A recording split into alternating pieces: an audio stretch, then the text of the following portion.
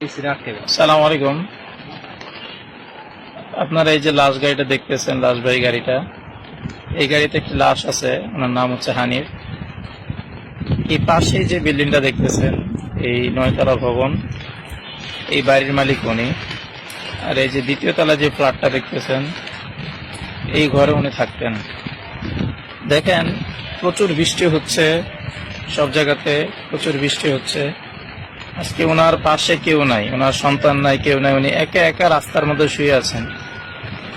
ওনার অর্থ সম্পদ কোটি কোটি টাকার আজকে কোনো মূল্য নাই।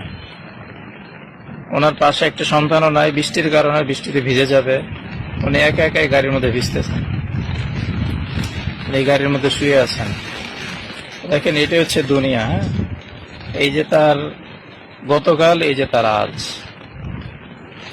এই জন্য সময় থাকতে আমাদের নিজেদের সবার শুদ্ধ নেওয়া উচিত, যে আমরা যেন হেদায়েত তালাশ করি এবং মৃত্যুকে যেন ভয় করি। আল্লাহ রাসূল বলছে যে মৃত্যু তোমার জোতার ফিতার নিকটে, যেন মৃত্যুর জন্য সবসময় সর্বদা প্রস্তুত থাকে। আর আপনার এই কোটি কোটি টাকার সম্পদ কোনো কাজে আসবে না।